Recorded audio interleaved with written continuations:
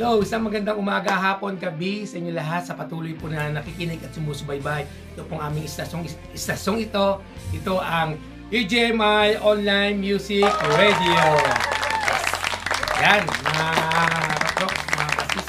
At tayo po yung nagbabalik sa ating pong EGMI station ngayon. At patuloy ako yung nagpapasalamat pa lang. Ngayon na, ay nagpapauna na ako sa mga lagi pong sumusubaybay sa aming stasyong ito, ang EGMI Music at ang EGMI radio station nga po.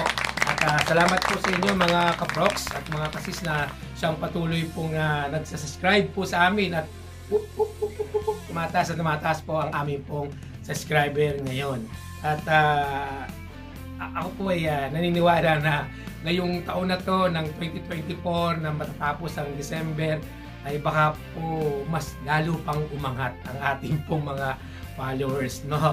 At nagpapasalamat kami sa inyo mga kaproks na patuloy nyo pong sinusubaybayan ng aming pong mga episode ng aming pong ginagawang ito at maging sa aming pong ginagawa po namin ng mga pinopost po namin mga music niya, mga bago po namin mga music niyan ay inyo pong suportahan at pwede nga, gaya po natin kung sinasabi, pwede nyo po gamitin ito sa mga simbahan, special number at sa ating po na mga nais pong gustong kumawit sa minamahal. Meron po tayo dyan ng pag-ibig na pumapag-ibig, yan, mga ganyan.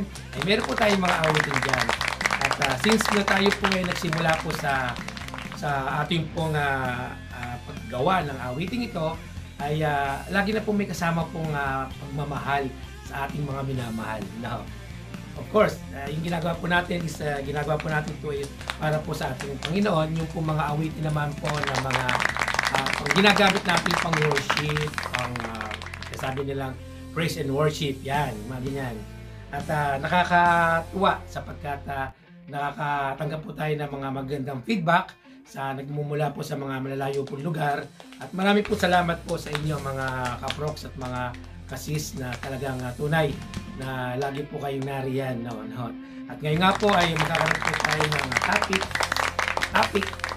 lang. No, at ito naman po ay dahil nga ngayon po ay araw ng sabi natin December is araw po ng pagmamahalan, pagbibigayan at pagbibigay natin sa ating pong mahal natin sa buhay.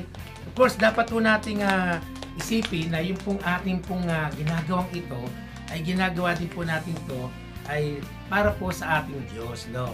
Of course, December, nandiyan na yung mga sinasabi na pagbibigayan, pag-share no, ng kung meron na. At of course, ang lagi po natin tandaan yung bakit natin sineselebrate ang December. Yung nga po sa huli ko pong episode, ay tinapik po natin doon yung kahalagahan bakit ba merong Christmas Day yun. Yun po yung ating pong naging topic nung last ng 38 episode na. Ito yung 39 na po ito, no? Dami na, di ba? No?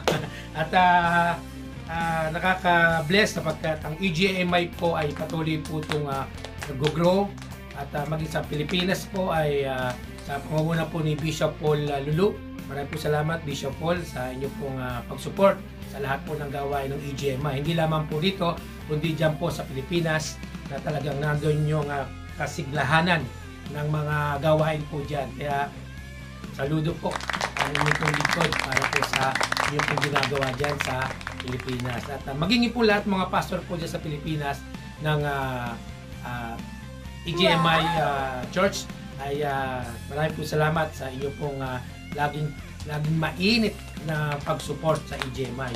At salamat din naman of course dito po sa Saudi Arabia ang aming pong dalawang aming pong churches dito na patuloy talagang masigasig din po sa mga ginagawa pong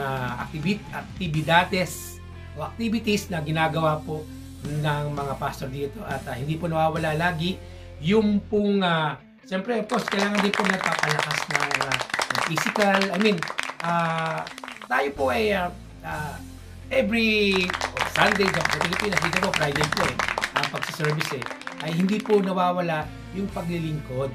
Yung every week na nagkakaroon ng service At siyempre, kailangan din po minsan magkaroon din tayo ng yung pagsama-sama ba, yung pag-join ng ating pong churches at just chill muna, relax muna, unwind muna, yan. Just hold lang muna ng konti at relax muna. So, yun nga po at napakainam sapagkat yung aming pong simbahan dito sa Saudi Arabia ay nagkaroon po ng gathering, sabihin, nagkaroon ng banding, let's say, sabihin na natin unwind muna doon sa Chalay na Masyal, yan po sa parte ng Riyadh. At praise God sapagkat wala naman pong nangyari kanila dahil yung pong pag-iingat ng Diyos ay nandun po palagi sa kanila. Yun, at maraming po salamat nga po mga kaprox sapagkat itong ginagawa naman po namin ito ay hindi namin din naman ko ginagawa dahil sa sarili ko, kundi ginagawa ko rin po sa pagmamahal ko rin sa ating Panginoon. Of course, tayo na po lahat na nandito ay kahit na yung pong iba pong nagko-content or gumagawa po ng mga ganito ay I believe na sa Diyos po yung sentro. Hindi lamang po sa isang tao na para mapasikat, mapabongga, trending, hindi po ganoon. Ang Diyos lamang po ang isang nakakabatid sa ating lahat. Sa ating pong mangyayari bukas, mamaya o sa susunod. Kaya dapat kung ano yung ginagawa natin, gawin na natin the best para sa ating Diyos. Tama, di ba? So, yun nga po mga kaprox, ay napakainam na lagi po tayong minsan ay nagkakabandingan yung mga churches. At wag po natin iwawalayin ngayon. I believe na lahat po ng mga churches ngayon ay nagkakaroon po ng Christmas party dyan, kabilaan. Okay lang po yun mga kaprox. At sapagkat binibigyan tayo ng Diyos ng enjoying din sa ating sarili, sa ating pakikipagbanding sa ating mga family, sa ating mga kapatiran. So, yun nga po, sapagkat ang ating pong ginagawang ito ay kailangan pa rin naman natin dahil boy pa tayo mga kabox. Boy pa tayo. Kailangan din natin magsaya, mag-enjoy. Pero, gaya nga sinasabi ko ay may mga limitasyon ng ating po pag-enjoy at hindi po natin kung tama pa rin yung pag-enjoy natin na ginagawa. Huwag naman palaging enjoy na enjoy, baka alam niyo na, mali na ginagawa. So, bilang isang Kristiyano, alam naman natin, decision mo yan kung ano man yung gagawin mo, ay decision mo yan. So, ito nga ito mga kaprox, ako po yan, nais ko rin pong ipapatid sa inyo yung isa pong aming pong, ito po yung isa kong pamangkin sa Pilipinas, nasa Pilipinas siya, anak po siya ng isang pastor po namin, naging pastor po rin po, since na ako po nasa Pilipinas, ang JCBC, yan, JCBC sa parte po ng Laguna, dyan po sa Binyan. Yung pong aking pamangkin ay nagko-content din po siya. Content. Nagko-content ng mga, iba po kanya pong ginagawang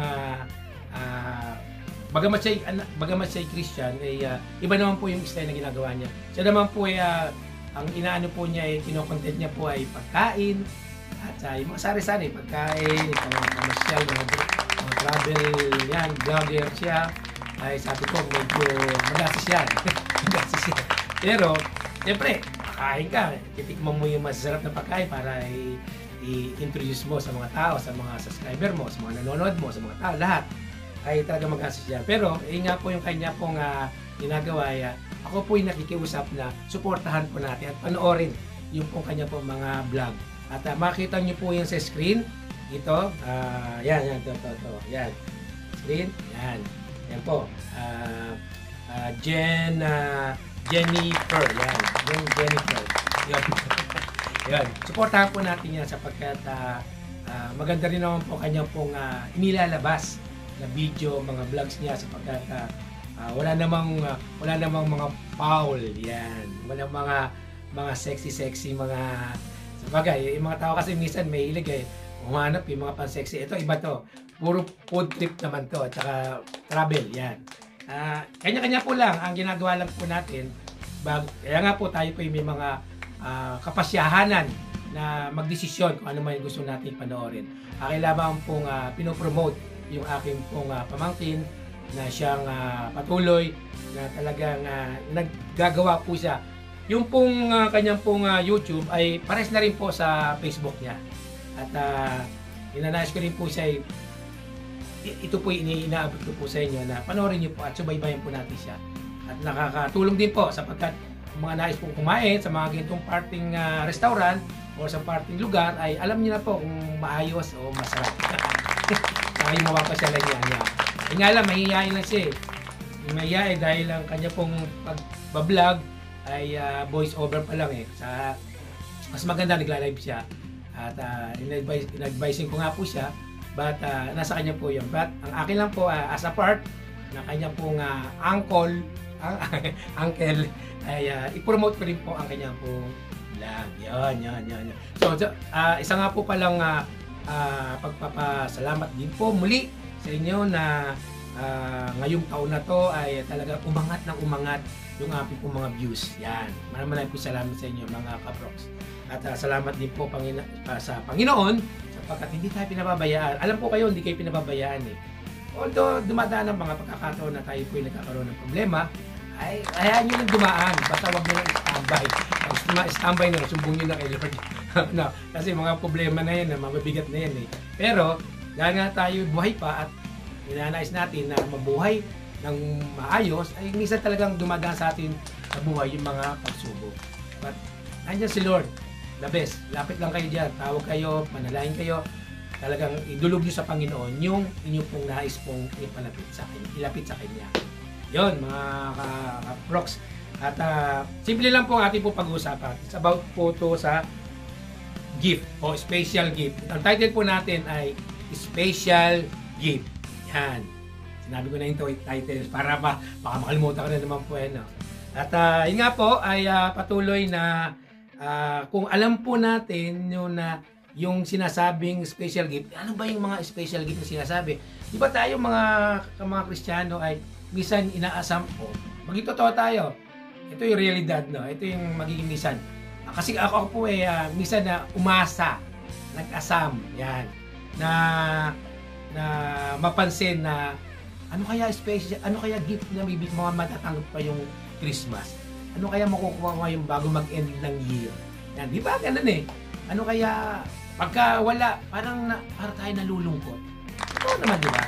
Magtotoo tayo, mga kaprog, na pag walang-wala, na wala kang naibigay, wala kang nakatanggap, sabi, lumampas ng Pasko na wala kang natanggap, nakakalungkot. Hindi hindi kasi, minsan kasi may mga taong gano'n na inaasam. At maaaring iba-iba lang tayo ng kanyang pagtanggap kung ano yung ibig sabihin ng gift na atin pong na-receive. Ako, dati nung panahon na medyo bata-bata, talaga naghahanap ako ng mga may bibigay sa akin. Kahit isa lang. Nung binigyan nga ako ng eraser Eraser lang, tuwan-tuwa na ako gift yun Saka yung lapis, gift na yun. Pero nung, nagkaroon ako ng buhay at nandito sa mundong ito, ay parang naisip ko lang na napakasarap na gift yung magising ka sa umaga. Ano? Yung magising ka sa umaga is a big blessing na po yun, nagising. Maraming tao sa mundo na hindi na nagigising, di ba?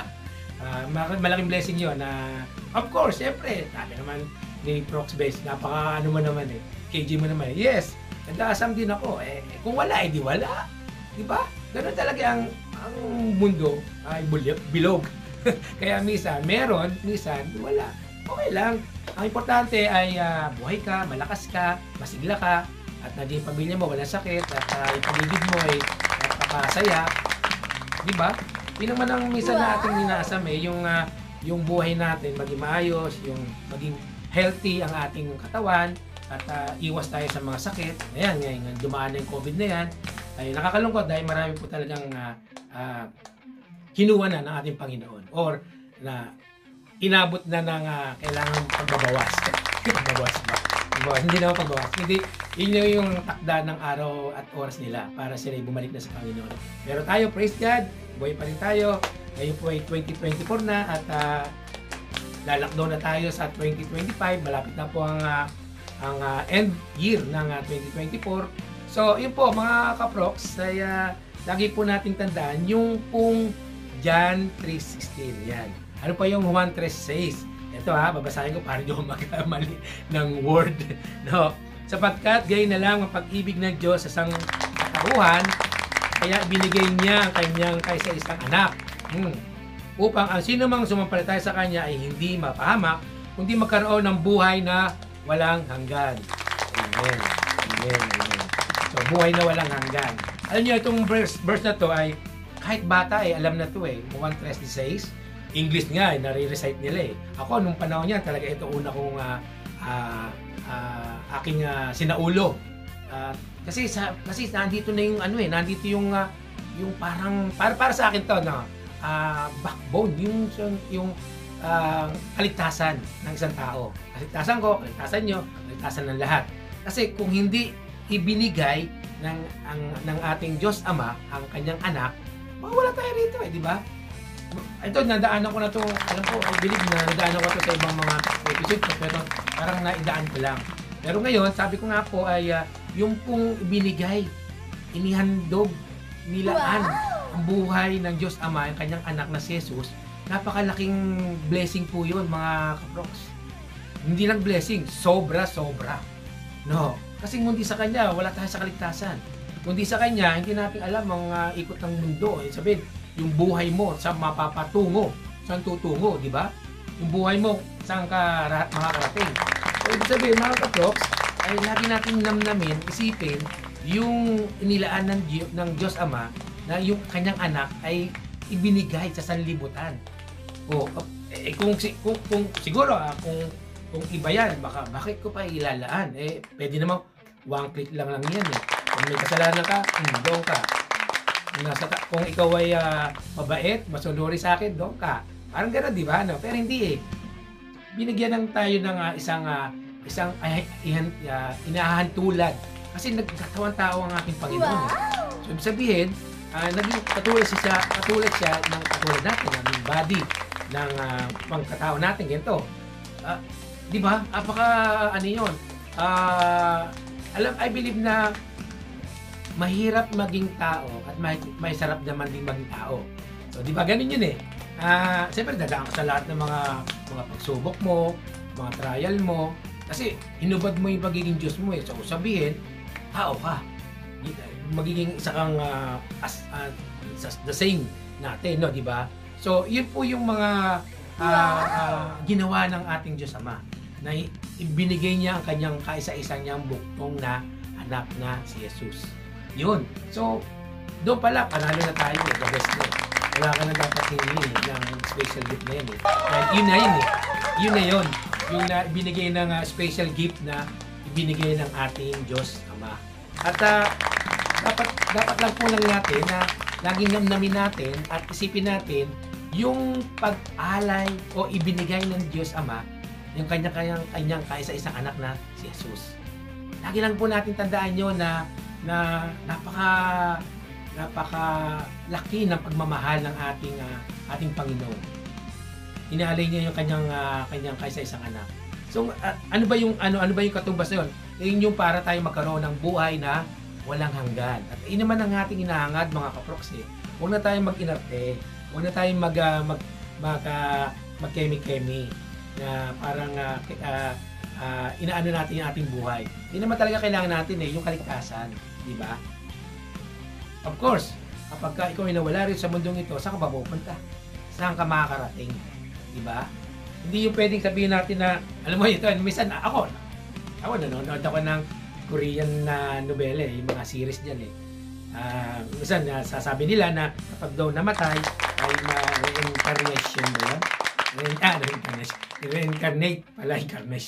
Reincarnate ang body, magiging iba raw, magiging iba ka na. Hindi siguro, hindi totoo yun. Walang ganon. Kapag ikaw ay namatay, ay diretso ka na doon sa ating Panginoon at i-judge ka na ng Panginoon. Kung ano yung ginawa mo rin sa mundong ito, ay itutumbas niya doon. Ganun yun Ganun, balance dapat. Ngayon, magaganyan yan, di ba? Hindi sinasabi na, sige, pag ikaw ay namatay dahil salbahe ka, gagawin kitang bubuyog. Kasi nangangagat. Hindi ganon. Pag mabait ka, gagawin kitang isang mabait na tupa. Hindi ganon. Pero hindi nating saklaw ang kapangyarihan ng ating Panginoon. Siya lang po nakakabatid na nakakaalam. Kasi ayoko rin po naman na sabihin sa inyo na yung pong pwedeng gawin pa ng ating Diyos. Base lang po tayo doon po sa ating pong binabasa sa Biblia. No? At experience na napapakinggan natin sa ating mga ministeryo ng ministry ng preaching o preacher. Yung mga preacher na yan ay talagang binibigyan nila yung kanila pong pag-aaral. So, ibig sabihin po sa Juan 3:16, binigay at nilaan ng ating Ama ang ating Diyos anak, ay yun po ating Panginoong Hesus. But unang Juan 3:16. Una Juan 3:16. 3:16. Ngayon naman, unang Juan 3:16. Yan, hindi 16. Bubulil ako, sorry. Sabi rito, ang ganda nito, mga kaprox. Sabi rito, dito natin nalalaman ang pag-ibig na inalay ni Kristo ang kanyang buhay para sa Kanya.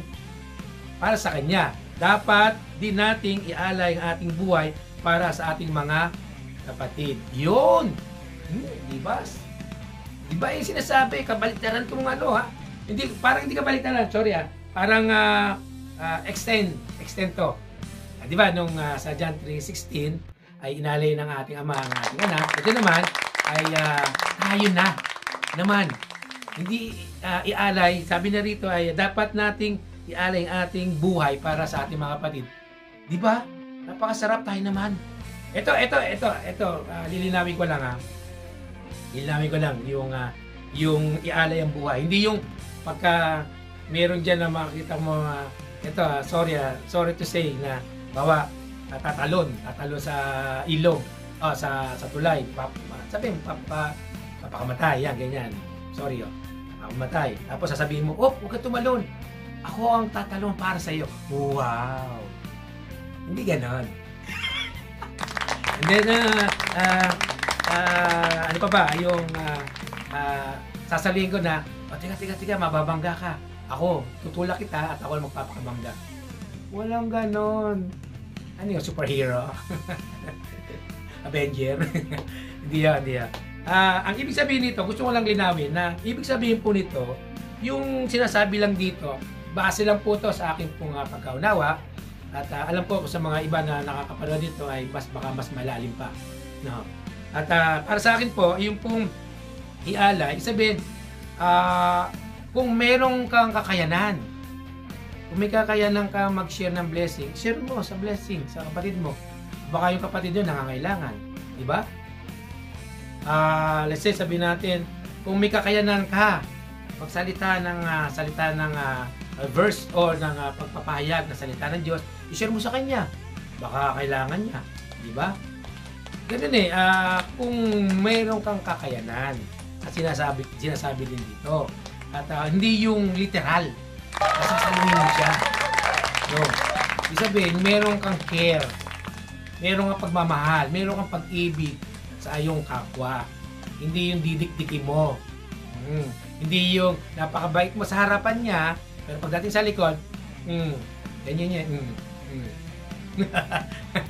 Alam niyo na yun, di ba? So, hindi ganon. Dapat, kung mahal mo ang iyong kapwa, ay ito nga, minsan sabihin mo, dapat kung mahal mo ang kapwa mo, sabihan mo, may mali. Mali ang ginagawa mo. Kasi mahal mo siya. Diba? Kaya nga sinasabi mo sa kanya minsan talaga masakit. Masakit. Pagka sinabihan mo siya, tapos minsan nag-aaway pa kayo. Nakit ka nakakailangan, ba't ka alam kung sino? Okay lang yon. Basta at least nasabi mo yung tama. Diba? Yung tama. Hindi yung sinasabi mo, yung para lang na ma-impress lang sa iyong kaibigan mo. Huwag ganon. No. Kaya kung meron tayong kakayanan, tumulong ka. Kung wala naman, pray. Pray sa Lord. Pray. Diba? Ang Lord ang gagalaw at kikilos. Kung hindi sa'yo, baka sa iba. Diba? Ang tumulong. Kaya nga meron sinasabing mga instrumental lang tayo. Yan. Ginagamit lang tayo. Daluyan lang tayo. Yan. So, Yun po yung mga dapat po natin gawin. Dahil, una nga, di ba, pag-ibig ng Diyos, at sabi nga niya dito, sinasabi niya rito, yung inalay ni Kristo ang buhay niya at ang pag-ibig. Why not na makakuha lang tayo ng konting ganon, na ilang percent lang na sasabihin natin na natutulungan natin kapwa, na walang kapalit. Oy, ha. Ito ha, remind ko lang to ha. Sa mga, lalo na sa mga Christian, ha. Huwag na natin sama yung mga non-Christian kasi mga non-Christian misa talaga, hindi naman lahat pero yung iba talaga ay nag-expect ng kapalit, balikan. Huwag po nating isipin yan mga kaproks. Dahil ang Diyos hindi naman natutulog ang Diyos. Hindi siya tinitingin kung ano yung mga binigay mo. Ang tinitingnan niya, ito yung heart mo, kung talaga totoong binigay mo ng tulong. Yung mga bagay na yan, dali lang yan eh. Saglit lang kay Lord yan. Pero yung totoong pagtulong, yung dapat ang makita ng Panginoon sa iyo. No, at wag mo nang isipin na babalik yan. Ako nakakalungkot, nalulungkot din po ako dun sa mga taong mga tumatay sa pulpito na sinasabi na kapag nagbigay ka, ay bibigyan ka ng Lord ng gento. Magpapaalala lang po dapat ang ginagawa natin doon. Hindi parang pagtitret na pag hindi ka nagbigay, hindi ka bibigyan ni Lord. Hindi ganon. Wag ganon. I-remind mo lang. Pero wag mo sasabihin na hindi ka bibigyan ng Panginoon kapag hindi ka nagbigay. Walang ganon. Hindi madamot ang Diyos. Kahit nga yung mga masasamahan binibigyan pa rin ng pagkain sa araw-araw Kasi mahal ng Diyos ang lahat. Equal. Wala siyang tinatangi. Ang Diyos kasi, ang Diyos ng katapatan.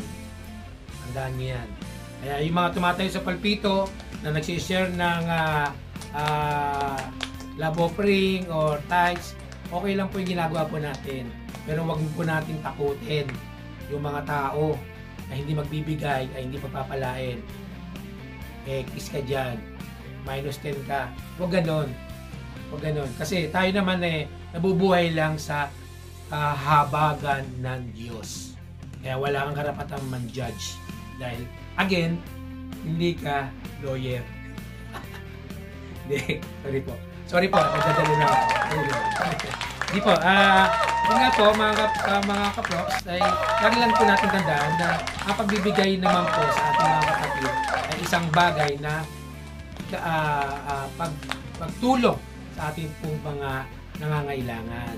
Kung wala naman po, ay kaya lang po natin, pagpray lang po natin, sama natin sa pray mo, personal po, at kung meron kang kakayanan, ay huwag ka naman magdamot. Yan ang inanay sa Panginoon. Dahil ang Panginoon, nung siya'y nabubuhay dito, hindi naman pinagdamot Nagpakain nga lang siya ng ilang libong tao, di ba? Ilang yung mga pinakain niya na libre, di ba? At saka yung kanyang mga milagro na ginawa niya, libre. Kaya wag po nating gawing dahilan na kapag tumulong ka sa kapwa ay sasabihin mo kay Lord na, Lord, ito tumulong ako, Lord, ito ginawa ko to. Hayaan mo lang na tumulong ka at hindi mapansin, hindi mo itaas yung sarili mo, kundi mapansin ka lang ng ibang tao. Ibang tao, hindi sarili mo na donated by Prox Benz. Wag ganon. Hindi na. Mas maigi pa nga doon naka-cover ng pangalan mo Di ba? Anonymous daw, sabi. Anonymous. Walang nakalagay. O kaya, X na lang, gano'n. Yun lang naman mga kapoks. Tayo naman po nabubuhay lang sa biyaya at kahabagan ng Boy. Tayo po namin yun. Biyaya at habag. Yan. Yan po yun. So yun mga kaproks. At sana po ay meron po kayong konting napulot sa ating pong napag-usapang ito. It's about for special gift. Tanda po natin, may mga gift po tayo lahat. Tayo po lahat ngayon ay pinagpala ng ating Panginoon. Kaya dapat mag-share din po tayo kung meron ka. Especially po ngayong Christmas Day. No, wag ka magtago, ninong, ninang. Yari. Wala. Kami narito. Sinong papapaskuhan namin? Di wala. Sarili lang namin, di ba? Yun. At shout out yung sa aking apo na si Rio Bennett Sayon. Yes! Rio! Talagang bilis ng panahon at minsan sa pagbibideo ay nakakausap ko na Na isabihin nagsasalita na po siya ng ano, meron ng ano, meron na siyang haming-haming na. At sabi ko nga sa kanyang ina, papasokin na sa school. Hindi, joke lang. So ito po ang ating pong quote for today. Ito, basahin ko po na. Ang pera ay kinikita ng paulit-ulit. Ngayong Pasko, parating ay minsan lang dumating at kung kaya mong mag-share ng blessing, gawin mo. Yun. Sapagkat ang kasiyang makikita mo sa kanilang ngiti ay minsan lang mahirap ng maulit. Totoo naman, di ba? Di ba? Kahirap yun na minsan lang yun. Yung pagtawa mo, yung pagbibigay mo, pagsishare mo, minsan lang naman yan eh. Yung pera, kikitain mo naman yan eh. Bawa, maubusan ka ngayong December 25. Ganun talaga. Ganun lang tayo. Hindi, kikitain mo naman din yan eh, mga kaproks eh, mga kasis eh. Ang sinasabing love, ba yun, sharing, blessing, yan. I-share po natin yung ating pong, kung meron tayo. No? Kung wala, sorry mga inanak, sorry mga, wala muna ako ngayon. Pero kung lagi namang every year puro pas ng pas, ay iba na yan, vision na yan. Yeah. So ayun po mga kaproks, at maraming po salamat sa inyo pong patuloy na pag-support niyo po sa aming pong stasyong ito. Ito ang aming pong EGMI na patuloy na supportan niyo po ang aming pong mga awitin na yung pong himig ng Pasko ay patuloy pa rin po hanggang ano pa to, hanggang matapos pa tong year na to. Supportahan niyo po at niyo pong awitin sa inyo po, pakinggan yung aming pong mga himig ng Pasko at yung pong mga music na bago namin na ni-release since last month pa po ay yun po inyo pong aralin at inyo pong pakinggan, pwede nyo pong awaitin sa inyo pong mga simbahan.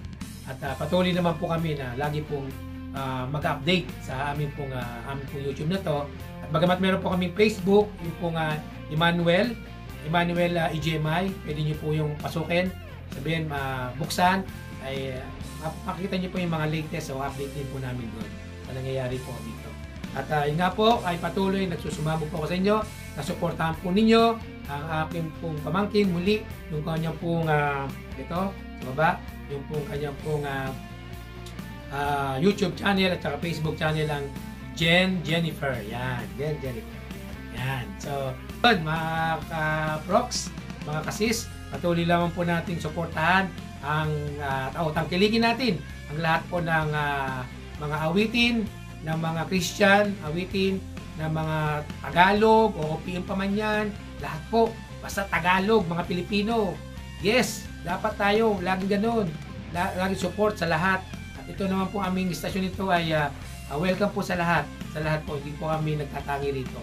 At ang amin naman pong hiniling ay pag-support sa inyo, sa aming pong istasyong ito, ang EGMI Online Music Radio at maging yung pong EGMI Music, lahat na po yun, sama-sama na po yun. Kaya pakinggan ng ating Panginoon ang inyong pong mga dasal. Yan. Para ngayong pagdating ng December 25 ay happy po tayo lahat. Yan na. At salamat po muli. Ito po ang EGMI Online Music Radio. Salamat po. Bye-bye.